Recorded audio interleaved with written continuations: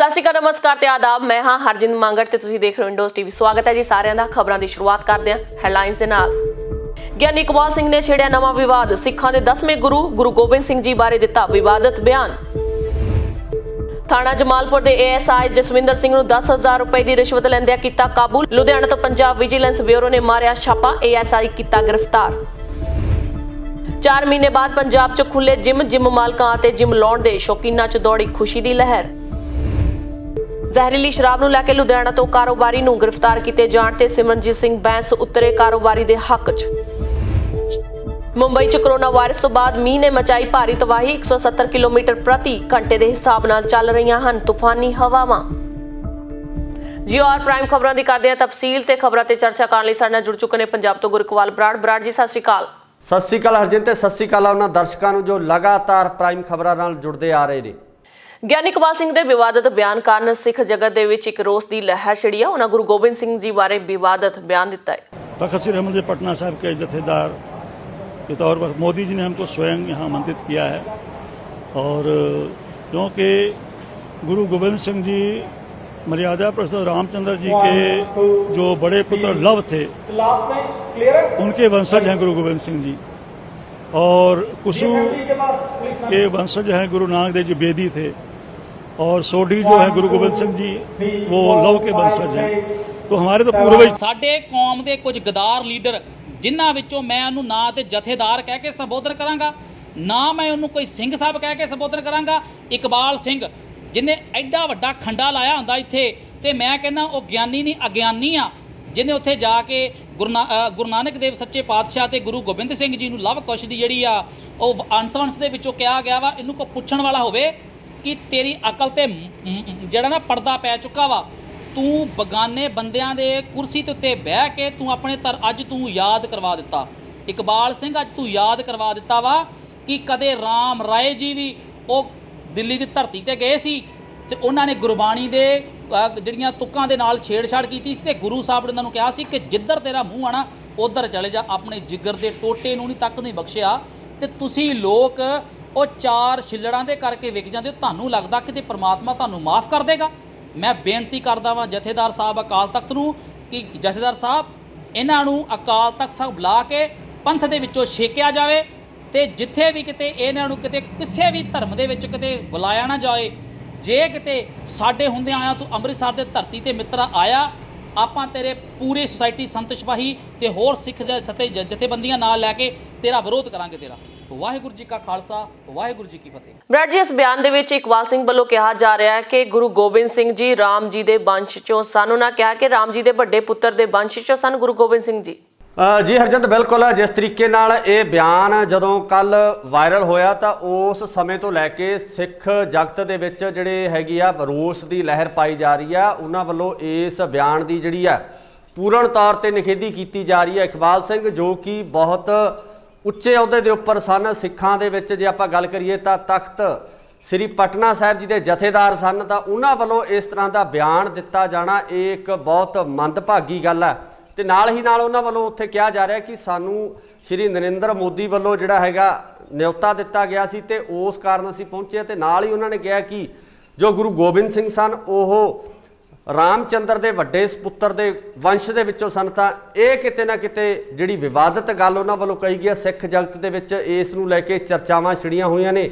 ਤੇ ਨਾਲ ਹੀ ਨਾਲ ਕੁਝ ਜਥੇਬੰਦੀਆਂ ਜਿਹੜੀਆਂ ਨੇ ਉਹ ਇਸ ਬਿਆਨ ਦਾ ਵਿਰੋਧ ਕਰਦੀਆਂ ਵੀ ਨਜ਼ਰ ਆ ਰਹੀਆਂ ਨੇ। ਹੁਣ ਦੇਖਣ ਵਾਲੀ ਗੱਲ ਇਹ ਹੋਵੇਗੀ ਕਿ ਸ਼੍ਰੀ ਅਕਾਲ ਤਖਤ ਸਾਹਿਬ ਜੀ ਦੇ ਜਥੇਦਾਰ ਆ ਇਸ ਬਿਆਨ ਨੂੰ ਕਿਸ ਤਰ੍ਹਾਂ ਲੈਂਦੇ ਆ ਤੇ ਇਸ ਤੇ ਕਿਸ ਤਰ੍ਹਾਂ ਦੀ ਕਾਰਵਾਈ ਉਹ ਅਮਲ ਦੇ ਵਿੱਚ ਲਿਆਉਂਦੇ ਆ। ਕਿਉਂਕਿ ਅਗਰ ਕੋਈ ਵੀ ਸਿੱਖ ਧਰਮ ਦੇ ਇਤਿਹਾਸ ਦੇ ਬਾਰੇ ਕੁਝ ਵਧਾ ਚੜਾ ਕੇ ਗੱਲ ਕਰਦਾ ਜਾਂ ਉਸ ਦੇ ਵਿੱਚ ਕੁਝ ਫੇਰ ਬਦਲ ਕਰਕੇ ਬਿਆਨ ਦਿੰਦਾ ਤਾਂ ਉਹਦੀ ਸਿੱਧੀ ਜ਼ਿੰਮੇਵਾਰੀ ਜਿਹੜੀ ਹੈਗਾ ਸ਼੍ਰੀ ਅਕਾਲ ਤਖਤ ਸਾਹਿਬ ਜੀ ਉਸ ਇਨਸਾਨ ਨੂੰ ਸਜ਼ਾ ਦੇਣ ਦੇ ਹੱਕਦਾਰ ਨੇ। ਉਸ ਇਨਸਾਨ ਨੂੰ ਜਿਹੜਾ ਹੈਗਾ ਕਿਸੇ ਵੀ ਤਰ੍ਹਾਂ ਦਾ ਜੁਰਮਾਨਾ ਜਾਂ ਉਸ ਨੂੰ ਕਿਸੇ ਕਿਸਮ ਦੀ ਸਜ਼ਾ ਜਿਹੜੀ ਉਹ ਦਿੱਤੀ ਜਾ ਸਕਦੀ ਹੈ। ਪਰ ਇੱਕ ਜਥੇਦਾਰ ਵੱਲੋਂ ਇਸ ਤਰ੍ਹਾਂ ਦਾ ਬਿਆਨ ਦਿੱਤਾ ਜਾਣਾ ਇਹ ਬਹੁਤ ਵੱਡੀ ਗੱਲ ਹੈ। ਤੇ ਇਸ ਸੰਬੰਧੀ ਅਕਾਲ ਤਖਤ ਸਾਹਿਬ ਦੇ ਜਥੇਦਾਰ ਜੋ ਗਿਆਨੀ ਹਰਪ੍ਰੀਤ ਸਿੰਘ ਜੀ ਨੇ ਉਹ ਕਿਸ ਤਰ੍ਹਾਂ ਦਾ ਰੁਖ ਅਪਣਾਉਂਦੇ ਆ ਤੇ ਉਹ ਆਉਣ ਵਾਲਾ ਸਮਾਂ ਦੱਸੇਗਾ। ਅਸੀਂ ਕੋਸ਼ਿਸ਼ ਕਰਾਂਗੇ ਕਿ ਉਹਨਾਂ ਨਾਲ ਤਾਲਮੇਲ ਕਰਕੇ ਇਸ ਸੰਬੰਧੀ ਉਹਨਾਂ ਦਾ ਸਪਸ਼ਟੀਕਰਨ ਹੈ ਉਹ ਵੀ ਲਿਆ ਜਾ ਸਕੇ। ਜੀ, ਲੁਧਿਆਣਾ ਦੇ ਥਾਣਾ ਜਮਾਲਪੁਰ ਦੇ ਏਐਸਆਈ ਜਸਵਿੰਦਰ ਸਿੰਘ ਨੂੰ ਵਿਜੀਲੈਂਸ ਬਿਊਰੋ ਵੱਲੋਂ 10,000 ਦੀ ਰਿਸ਼ਵਤ ਲੈਂਦਿਆਂ ਰੰਗੇ ਹੱਥੀਂ ਕਾਬੂ ਕੀਤਾ ਗਿਆ ਹੈ। ਹੁਣ ਕਿੰਨਾ ਟਾਈਮ ਲਾਉਣਾ ਇਹਨੂੰ? ਮੈਂ 5000 ਨਹੀਂ ਛੱਡਦਾ, 25 ਦੀ ਗੱਲ ਹੋਈ ਸੀ, 5 ਛੱਡਦਾ ਨਹੀਂ। 5 ਮੈਂ ਸੋਚਿਆ ਜਾਣਾ, 15 ਮੈਨੂੰ ਚਾਹੀਦਾ, ਮੈਂ ਜਾਣਾ ਚੰਡੀਗੜ੍ਹ ਨੂੰ, ਜਲੰਧਰ जाना। वो कोई नहीं, वो जिंदगी बहुत फैल रही है, बस सर ध्यान रखिए सर इसका। यार तूने जब कहता मुकदमे में कुछ नहीं कहा। बस ठीक है सर, कोई बात नहीं। कितना वो कोई नहीं कितना टाइम लाना? शाम शाम में नहीं शाम ਨੂੰ ਨਹੀਂ, ਮੈਂ ਤਾਂ 3 ਵਜੇ ਤੋਂ ਪਹਿਲਾਂ ਨਿਕਲ ਜਾਣਾ। कितने बजे निकल पहले निकल जाना? 12:30 ਹੋਏ ਆ, ਮੈਂ 4 ਵਜੇ ਚਲੇ ਜਾਣਾ। मैं तो चलो जी। पहले ही 3 दिन देते तैਨੂੰ। चलो कोई नहीं सर, जरा माड़ा मोटा कटवा वो पूरा ही करवा ਪਹਿਲਾਂ ਤੈਨੂੰ ਘਟਾਤਾ ਸੀਗਾ। ਨਹੀਂ ਮੈਂ ਨਹੀਂ, ਉਹ ਜਿਹੜਾ- ਬਾਰ-ਬਾਰ ਕਹਿੰਦਾ, ਮੈਨੂੰ ਸ਼ਰਮ ਆਉਂਦੀ ਆ। वो सर ਜਿਹੜਾ ਚਲਾਨ ਬਣਾਉਣ ਵਾਲੇ ਚਲਾਨ ਵੀ ਕਿਸ ਤੇ ਬਣਾਉਣਾ, 4-5000 ਖਰਚਾ ਉਹ ਵੀ ਹੈ, ਉਹ ਬਾਅਦ ਚ ਕਰ ਲਾਂਗੇ, ਬਾਅਦ ਚ ਦੇਖ ਮਹੀਨੇ ਬਾਅਦ। वो कोई नहीं सर, किसी परवाह ना करो सर, हो जाएगा वो नहीं। चलिए कोई नहीं, आ रहे हैं सर, कोई बात नहीं सर, टेंशन ना लो सर। सर साडे बढ़ाओ सर, कोई गल नहीं सर, तुम टेंशन ना लो सर, कोई नहीं सर। ओके, मासा ख्याल रखियो सर, मासा ख्याल रखियो सर। की ख्याल रखना भाई, कुछ पता नहीं सर, चलान तुम्हें केस करना पैना सर, तो मासा ख्याल रखियो सर।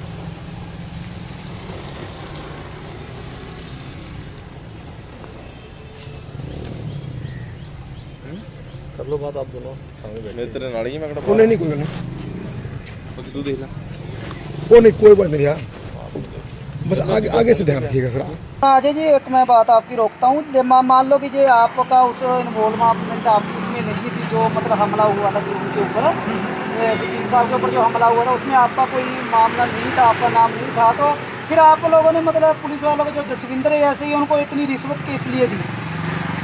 एक्चुअली इस केस में हमें इन्वॉल्व भी किया गया था। कुछ लोगों को जैसे अवधेश रोसिया वगैरह के कहने पे इन्वॉल्व किया गया था। अवधेश रोसिया के डैडी उदयकांत राउत के कहने पे इन्वॉल्व किया गया था, ताकि 2018 का केस कंप्रोमाइज हो सके और ज़्यादा से ज़्यादा इनको आर्थिक, शारीरिक और मानसिक नुकसान पहुंचाया जा नहीं, सके। चलो फिर, लेकिन मामला मान लो कि वो आपके ऊपर पर्चा भी पड़ गया, आप जेल भी जाके आ गए, लेकिन इसके बाद क्या हुआ कि अब जसविंदर एसआई वालों द्वारा से फिर आपसे रिश्वत मांगी, यानी अब क्या हुआ था? या हमें पता है कि आपको इस केस से कोई लेना देना नहीं है, बट आपको इस केस में जेल जाना पड़ेगा, आपको इस केस में आगे सज़ा होगा, ये सब कह के हमसे पैसे मांगा गया। कितने मांगे गए थे? और पैसे हौली हौली करके 1,05,000 रुपये हमसे ले लिया गया था। ਵਿਰਾਟ ਜੀ, ਕੋਈ ਪਹਿਲੀ ਘਟਨਾ ਨਹੀਂ ਹੈ ਕਿ ਪੁਲਿਸ ਵੱਲੋਂ ਰਿਸ਼ਵਤ ਲੈ ਕੇ ਕੰਮ ਕੀਤੇ ਜਾ ਰਹੇ ਨੇ। ਪੰਜਾਬ ਦੇ ਵਿੱਚ ਇੰਨਾ ਭ੍ਰਿਸ਼ਟਾਚਾਰ ਵੱਧ ਚੁੱਕਿਆ ਕਿ ਵੱਡੇ ਵੱਡੇ ਅਫਸਰ ਕੰਮ ਕਰਵਾਉਣ ਲਈ ਇਹ ਰਿਸ਼ਵਤ ਦਾ ਸਹਾਰਾ ਲੈਂਦੇ ਨੇ ਤੇ ਗਲਤ ਕੰਮ ਕਰ ਦਿੰਦੇ ਨੇ। ਜੀ ਹਰਜਿੰਦਰ, ਬਿਲਕੁਲ ਇਹ ਘਟਨਾ ਕੋਈ ਨਵੀਂ ਨਹੀਂ ਆ, ਕਿਉਂਕਿ ਪੰਜਾਬ ਪੁਲਿਸ ਦੇ ਵਿੱਚ ਇਸ ਚੀਜ਼ ਦੀ ਬਹੁਤ ਜ਼ਿਆਦਾ ਚਰਚਾ ਤੇ ਪੰਜਾਬ ਪੁਲਿਸ ਇਸ ਰਿਸ਼ਵਤ ਦੇ ਕਾਰਨ ਬਦਨਾਮ ਵੀ ਹੋਈ ਆ। ਤੇ ਨਾਲ ਹੀ ਨਾਲ ਇੱਥੇ ਇਹ ਵੀ ਜ਼ਿਕਰਯੋਗ ਹੈ ਕਿ ਜਿਹੜੀ ਪੁਲਿਸ ਹੈ ਉਹ ਸਾਰੇ ਮੁਲਾਜ਼ਮ ਇੱਕੋ ਜਿਹੇ ਨਹੀਂ ਆ, ਕਿਉਂਕਿ 5 ਉਂਗਲਾਂ ਨੂੰ ਆਪਾਂ ਇੱਕੋ ਰੱਸੇ ਨਹੀਂ ਰੱਖ ਸਕਦੇ।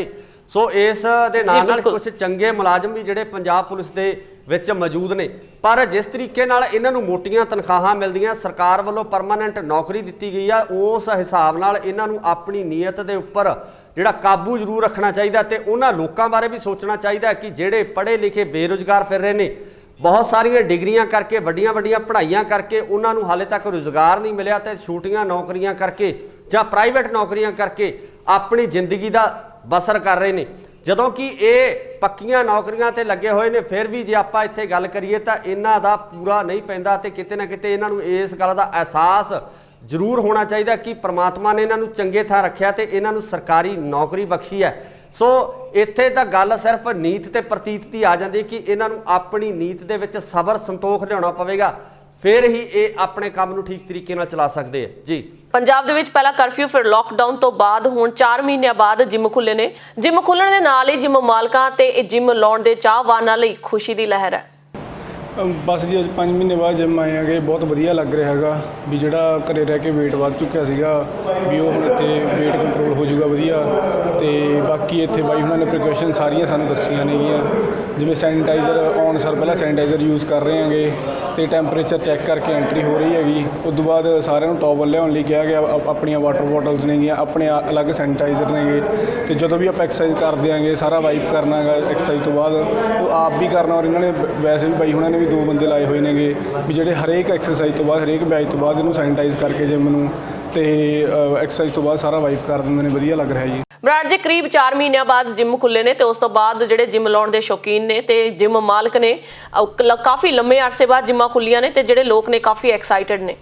ਜੀ ਅਰਜਨ, ਬਿਲਕੁਲ ਜਿਮ ਮਾਲਕਾਂ ਅਤੇ ਜੋ ਜਿਮ ਟ੍ਰੇਨਰ ਨੇ, ਨਾਲ ਹੀ ਨਾਲ ਜੇ ਆਪਾਂ ਗੱਲ ਕਰੀਏ ਜਿਹੜੇ ਜਿਮ ਲਾਉਣ ਦੇ ਸ਼ੌਕੀਨ ਨੇ, ਉਹਨਾਂ ਵੱਲੋਂ ਵੱਖ-ਵੱਖ ਸਮਿਆਂ ਦੇ ਉੱਪਰ ਜਿਹੜੀ ਸਰਕਾਰ ਨੂੰ ਪੁਰਜ਼ੋਰ ਮੰਗ ਕੀਤੀ ਜਾ ਰਹੀ ਸੀ ਕਿ ਉਹਨਾਂ ਨੂੰ ਆਪਣੀ ਸਿਹਤ ਸੰਭਾਲ ਰੱਖਣ ਵਾਸਤੇ ਜਿਹੜੇ ਜਿਮ ਖੋਲ੍ਹ ਦਿੱਤੇ ਜਾਣ, ਤੇ ਕਿਤੇ ਨਾ ਕਿਤੇ ਸਰਕਾਰ ਦਾ ਇਸ ਗੱਲ ਨੂੰ ਲੈ ਕੇ ਵੱਡੇ ਪੱਧਰ ਤੇ ਵਿਰੋਧ ਵੀ ਹੋ ਰਿਹਾ ਸੀ। ਸਰਕਾਰ ਨੂੰ ਇਸ ਗੱਲ ਦਾ ਵੀ ਸਾਹਮਣਾ ਕਰਨਾ ਪੈ ਰਿਹਾ ਸੀ ਕਿ ਬੱਸਾਂ ਦੇ ਵਿੱਚ ਵੱਡੀ ਗਿਣਤੀ ਦੇ ਵਿੱਚ ਇਕੱਠ ਪ੍ਰਵਾਨਯੋਗ ਨੇ, ਪਰ ਜਿਮ ਦੇ ਵਿੱਚ 15-20 ਮੁੰਡਿਆਂ ਦੀ ਪ੍ਰਵਾਨਗੀ ਹੈ ਜਿਹੜੀ ਉਹ ਸਰਕਾਰ ਵੱਲੋਂ ਨਹੀਂ ਦਿੱਤੀ ਜਾ ਰਹੀ।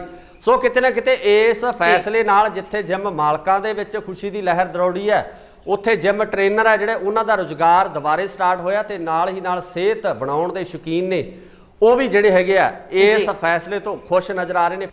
ਬਰਾੜ ਜੀ, ਜਿਮ ਖੋਲੀ ਗਈ ਹੈ, ਜਿਸ ਤਰ੍ਹਾਂ ਕਿ ਬੱਸ ਦੀ ਤੁਸੀਂ ਗੱਲ ਕੀਤੀ ਹੈ, ਬੱਸ ਦੇ ਲਈ ਵੀ ਹਦਾਇਤਾਂ ਜਾਰੀ ਕੀਤੀਆਂ ਗਈਆਂ ਸਨ ਜਿਹੜੀਆਂ ਕਿ ਬਾਅਦ ਵਿੱਚ ਲੋਕਾਂ ਵੱਲੋਂ ਨਹੀਂ ਫੋਲੋ ਕੀਤੀਆਂ ਗਈਆਂ, ਤੇ ਬੱਸ ਡਰਾਈਵਰਾਂ ਜਾਂ ਬੱਸ ਦੇ ਜਿਹੜੇ ਚਾਲਕ ਉਹਨਾਂ ਵੱਲੋਂ ਵੀ ਫੋਲੋ ਨਹੀਂ ਕੀਤੀਆਂ ਗਈਆਂ। ਸੋ ਕਿਤੇ ਨਾ ਕਿਤੇ ਜਿਹੜਾ ਕਰੋਨਾ ਵਾਇਰਸ ਵਧਣ ਦਾ ਸ਼ੰਕਾ ਹੋਰ ਵੀ ਵੱਧ ਜਾਂਦਾ। ਸੋ ਨਾਲ ਹੀ ਹੁਣ ਜਿਹੜੇ ਜਿਮ ਖੋਲੇ ਗਏ ਨੇ, ਇਸ ਦੇ ਵਿੱਚ ਕੀ ਸਰਕਾਰ ਵੱਲੋਂ ਕੋਈ ਹਦਾਇਤਾਂ ਜਾਂ ਖਾਸ ਗਾਈਡਲਾਈਨਸ ਜਾਰੀ ਕੀਤੀਆਂ ਗਈਆਂ ਨੇ? ਜੀ ਹਰਜਿੰਦਰ, ਬਿਲਕੁਲ ਇਸ ਦੇ ਵਿੱਚ ਵੀ ਜਿਹੜੇ ਜਿਮ ਖੋਲ੍ਹੇ ਗਏ ਨੇ ਉਹ ਖਾਸ ਹਦਾਇਤਾਂ ਨਾਲ ਹੀ ਖੋਲ੍ਹਣ ਦੀ ਪ੍ਰਵਾਨਗੀ ਦਿੱਤੀ ਗਈ ਆ, ਜਿਹਦੇ ਵਿੱਚ ਇਹ ਹੈ ਕਿ ਸਮਾਨ ਨੂੰ ਪੂਰੀ ਤਰ੍ਹਾਂ ਨਾਲ ਸੈਨੀਟਾਈਜ਼ ਕੀਤਾ ਜਾਵੇਗਾ ਤੇ ਵੱਡੇ ਜਿਹੜੇ ਇਕੱਠ ਹੈ ਜਿਮ ਦੇ ਵਿੱਚ ਨਹੀਂ ਹੋ ਸਕਣਗੇ। ਸਿਰਫ ਲਿਮਟਿਡ ਜਿਹੜੇ ਲੋਕ ਆ ਉਹੀ ਜਿਮ ਦੇ ਵਿੱਚ ਜਾ ਕੇ ਆਪਣੀ ਐਕਸਰਸਾਈਜ਼ ਨੂੰ ਕਰ ਸਕਣਗੇ, ਤੇ ਇੱਕ ਵਾਰ ਇੱਕ ਬੈਚ ਜਾਂ ਇੱਕ ਲੋਟ ਦੇ ਐਕਸਰਸਾਈਜ਼ ਕਰਨ ਤੋਂ ਬਾਅਦ ਜਿਹੜਾ ਉਸ ਤੋਂ ਬਾਅਦ ਹੈ ਦੁਬਾਰਾ ਫੇਰ ਸਾਜੋ ਸਮਾਨ ਹੈ ਜੋ ਜਿਮ ਦਾ ਉਸ ਨੂੰ ਸੈਨੀਟਾਈਜ਼ ਕਰਨਾ ਲਾਜ਼ਮੀ ਹੋਵੇਗਾ। ਜਿਮ 'ਚ ਐਂਟਰ ਕਰਨ ਤੋਂ ਪਹਿਲਾਂ ਹੱਥਾਂ ਨੂੰ ਸੈਨੀਟਾਈਜ਼ ਕਰਨਾ ਹੋਵੇਗਾ। ਇਹ ਸਾਰੀਆਂ ਹਦਾਇਤਾਂ ਜਿਹੜੀਆਂ ਇਹ ਲਾਜ਼ਮੀ ਤੌਰ ਤੇ ਲਾਗੂ ਕਰਨੀਆਂ ਹੋਣਗੀਆਂ ਤੇ ਇਹਨਾਂ ਦੀ ਪਾਲਣਾ ਵੀ ਕਰਨੀ ਪਵੇਗੀ। ਜੀ, ਜ਼ਹਿਰੀਲੀ ਸ਼ਰਾਬ ਨੂੰ ਲੈ ਕੇ ਲੁਧਿਆਣਾ ਦੇ ਕਾਰੋਬਾਰੀ ਨੂੰ ਗ੍ਰਿਫਤਾਰ ਕੀਤੇ ਜਾਣ ਦੇ ਮਾਮਲੇ 'ਚ ਸਿਮਰਜੀਤ ਸਿੰਘ ਬੈਂਸ ਨੇ ਕਿਹਾ ਕਿ ਅਲਕੋਹਲਿਕ ਲਾਇਸੈਂਸ ਦੇ ਨਾਲ ਸਹੀ ਢੰਗ ਦੇ ਨਾਲ ਇਹ ਕੰਮ ਕਰ ਰਿਹਾ ਹੈ। ਪਹਿਲਾ ਨੰਬਰ ਤਾਂ ਇਹ ਹੈਗਾ ਕਿ ਜਿਹੜਾ ਸ਼ਰਾਬ ਦੇ ਨਾਲ ਤਕਰੀਬਨ 200 ਤੋਂ ਵੱਧ ਮੌਤਾਂ ਹੋਈਆਂ। ਮੈਂ ਕੱਲ੍ਹ ਖੁਦ ਤਰਨਤਾਰਨ, ਅੰਮ੍ਰਿਤਸਰ, ਪਿੰਡ ਮੁੱਛੜ 9-10 ਪਿੰਡਾਂ ਦੇ ਵਿੱਚ ਜਾ ਕੇ ਆਏ। ਉਹ ਮਾਤੜ ਲੋਕ, ਗਰੀਬ ਲੋਕ ਜਿਹੜੇ ਸ਼ਰਾਬ ਪੀਣ ਕਾਰਨ ਮੌਤ ਦੇ ਮੂੰਹ 'ਚ ਚਲੇ ਗਏ। ਉਹਨਾਂ ਦੇ ਘਰ ਦੇ ਹਾਲਾਤ, ਰੋਣਾ ਆਉਂਦਾ ਉਹਨਾਂ ਦੇ ਘਰ ਦੇ ਹਾਲਾਤ ਦੇਖ ਕੇ। ਮੈਂ ਤੁਹਾਨੂੰ ਇੱਕ ਗੱਲ ਇਹ ਦੱਸਣੀ ਚਾਹੂੰਗਾ ਕਿ ਹੁਣ 200 ਤੋਂ ਵੱਧ ਮੌਤਾਂ ਤੇ ਪੁਲਿਸ ਨੇ ਖਾਨਾ ਪੂਰੀ ਕਰਨੀ ਹੈ। ਪੁਲਿਸ ਨੇ ਜਾਇਜ਼ ਨਜਾਇਜ਼ ਕਰਕੇ ਸਰਕਾਰ ਦੇ ਗਲ ਦੇ ਵਿੱਚ ਜਿਹੜਾ ਸੱਪ ਪਿਆ ਉਹ ਸੱਪ ਲਾਉਣ ਦਾ ਯਤਨ ਕਰਨਾ। ਮੈਂ ਇਸ ਰਾਜੀਵ ਜੋਸ਼ੀ ਜਿਹੜਾ ਲੁਧਿਆਣੇ ਦਾ ਵਪਾਰੀ ਆ, ਮੈਂ ਪਿਛਲੇ 50 ਸਾਲ ਦਾ ਰਿਕਾਰਡ ਖੰਗਾਲਿਆ ਇਸ ਬੰਦੇ ਦਾ। ਇਮਾਨਦਾਰੀ ਦੇ ਨਾਲ ਆਪਣਾ ਕੰਮ ਕਰਦਾ, ਲਾਇਸੈਂਸ ਹੋਲਡਰ ਆ। ਇਹ ਸਿਰਫ 3 ਡਰਮ ਇਹਨੇ ਥਿਨਰ ਦੇ ਦਿੱਤੇ ਕਿਸੇ ਨੂੰ। 3 ਡਰਮ ਥਿਨਰ ਦੇ ਇਹਦੇ ਕੋਲੋਂ ਲੈ ਕੇ ਗਿਆ। ਤੁਸੀਂ ਦੁਕਾਨਦਾਰ ਹੋ, ਮੈਂ ਤੁਹਾਡੇ ਕੋਲ ਥਿਨਰ ਲੈ ਜਾਵਾਂ, ਉਹ ਥਿਨਰ ਅੱਗੇ ਸ਼ਰਾਬ ਬਣਾਉਣ ਵਾਲਾ ਕੋਈ ਬੰਦਾ ਗੈਰ ਸਮਾਜੀ ਅਨਸਰ ਲੈ ਜਾਵੇ, ਇਹਦੇ ਨਾਲ ਰਾਜੀਵ ਜੋਸ਼ੀ ਕੋਈ ਬੇਈਮਾਨ ਨਹੀਂ ਹੋ ਗਿਆ, ਅਪਰਾਧੀ ਨਹੀਂ ਬਣ ਗਿਆ, ਉਹ ਇੱਕ ਚੰਗਾ ਵਪਾਰੀ ਆ। ਮੈਂ ਸਰਕਾਰ ਨੂੰ ਚੇਤਾਵਨੀ ਦੇਣਾ ਚਾਹੁੰਦਾ ਇਸ ਗੱਲ ਦੀ ਵੀ ਤੁਸੀਂ ਵਪਾਰੀਆਂ ਦੇ ਉੱਤੇ ਲਿਆ ਕੇ ਗਾਜ ਸੁੱਟੋ। ਉਹ ਵਪਾਰੀ ਜਿਹੜਾ ਇਮਾਨਦਾਰੀ ਨਾਲ ਪਿਛਲੇ 50 ਸਾਲ ਤੋਂ ਆਪਣੇ ਇਸ ਪ੍ਰੋਫੈਸ਼ਨ ਦੇ ਵਿੱਚ, ਇਸ ਫੀਲਡ ਦੇ ਵਿੱਚ ਇਮਾਨਦਾਰੀ ਨਾਲ ਕੰਮ ਕਰ ਰਿਹਾ, ਸਰਕਾਰ ਨੂੰ ਗੁੱਡ ਪੇ ਮਾਸਟਰ ਹੈਗਾ, ਤੁਸੀਂ ਚੱਕ ਕੇ ਆਪਣੇ ਗਲ ਦਾ ਮਰਿਆ ਸੱਪ ਲਾ ਕੇ ਵਪਾਰੀਆਂ ਦੇ ਗਲ ਪਾਉਣਾ ਚਾਹੋ। ਸਾਡੀ ਚੇਤਾਵਨੀ ਹੈ ਕਿ ਅਸੀਂ ਜਿਹੜੇ ਚੰਗੇ ਇਮਾਨਦਾਰ ਵਪਾਰੀ ਆ, ਸਾਡੀ ਪਾਰਟੀ ਉਹਨਾਂ ਦਾ ਸਾਥ ਦੇਗੀ। ਬਰਾੜ ਜੀ, ਪੰਜਾਬ ਦੇ ਵਿੱਚ ਜ਼ਹਿਰੀਲੀ ਸ਼ਰਾਬ ਪੀਣ ਦੇ ਕਾਰਨ ਵੱਡੀ ਗਿਣਤੀ ਦੇ ਵਿੱਚ ਮੌਤਾਂ ਹੋਈਆਂ ਤੇ ਮੌਤਾਂ ਦਾ ਅਜੇ ਵੀ ਸਿਲਸਿਲਾ ਜਾਰੀ ਹੈ। ਸੋ ਇਸ ਦੇ ਬਾਬਤ ਜਿਹੜੇ ਤਾਰ ਜੁੜੇ ਹੋਏ ਸਨ, ਤਰਨਤਾਰਨ ਤੋਂ ਲੈ ਕੇ ਅੰਮ੍ਰਿਤਸਰ ਤੇ ਨਾਲ ਹੀ ਲੁਧਿਆਣਾ ਦੇ ਵਪਾਰੀਆਂ ਦਾ ਨਾਮ ਆਇਆ। ਸੋ ਸਿਮਰਜੀਤ ਬੈਂਸ ਜਿਹੜੇ ਹੈਗੇ ਨੇ ਇਸ ਵਪਾਰੀ ਦੇ ਹੱਕ ਵਿੱਚ ਉਤਰੇ ਨੇ।